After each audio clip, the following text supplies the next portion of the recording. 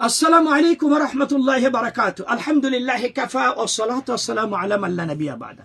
সুপ্রিয় দিনী ভাই বোনেরা, আমরা জানি যে রাসূল আকরাম সাল্লাল্লাহু আলাইহি ওয়াসাল্লাম একসা পরিমাণ খাদ্য যাকাতুল ফিতর আদায় করার ব্যাপারে তিনি ফরজ বিধান প্রণয়ন করেছেন যে একসা পরিমাণ তোমরা খাদ্য যাকাতুল ফিতরা হিসাবে আদায় করবা, এবং এইটি হচ্ছে ঈদের নামাজের পূর্বেই মিসকিনের হাতে পৌঁছায় দিতে হবে।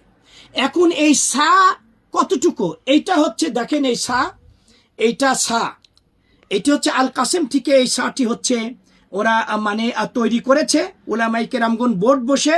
আর আমরা জানি যে সৌদি আরবের মধ্যে সবচেয়ে আল কাসিম এলাকায় সুযোগ্য উলামায়ে কেরামগণ সেখানে মাশাআল্লাহ আবির্ভাব ঘটেছিল, এখনো আছে, পূর্বেও ছিল।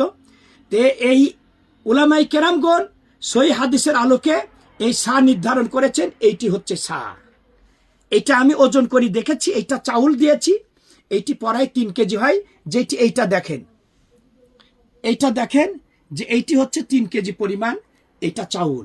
এইটি হচ্ছে রাসূল সাল্লাল্লাহু আলাইহি সাল্লামের যুগে যেটা সা, এই সা ছিল। সুতরাং আসুন আমরা আঞ্চলিকতা, দেশীয় প্রথা, গ্রাম্য প্রথা, বাপদাদা থেকে চলে আসা সিস্টেম, এগুলো সব কিছু হচ্ছে পিছনে রেখে রাসূল সাল্লাল্লাহু আলাইহি সাল্লামের সুন্নতের প্রতি শ্রদ্ধাশীল হয়ে 1 কেজি চাউল খাদ্য, যেটা প্রধান খাদ্য, বছরে আপনি যে চাউল খান সেইটি হচ্ছে একসা পরিমাণ ঈদের নামাজের পূর্বেই মিসকিনের হাতে আপনি পৌঁছে দিবেন। এটি মাথা পিছু, ছোট বড়, পুরুষ মহিলা, স্বাধীন পরাধীন এবং ধনী এবং ওই গরিব, যেই গরিব ব্যক্তির এই ঈদের দিন রাত 24 ঘন্টা খাবার রিজার্ভ থাকবে, এর অতিরিক্ত যদি তার কাছে একসা বা তার অধিক যদি খাবার বাড়িতে রিজার্ভ থাকে, সেও হচ্ছে সাদাকাতুল ফিতর আদায় করবে।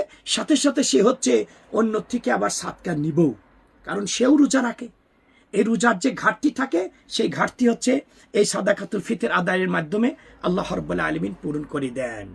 তুহরাতাল লিস-সাইমি মিনাল লাগাবি ওয়ার রাফাস ওয়া তু'মাতাল লিল মাসাকিন ফামান আদ্দাহা ক্বাবলা আস-সালাহ ফাহিয়া সাদাকাতুন মাকবুলা ওয়া মান আদ্দাহা বা'দা আস-সালাহ ফাহিয়া সাদাকাতুন মিন সাদাকাত।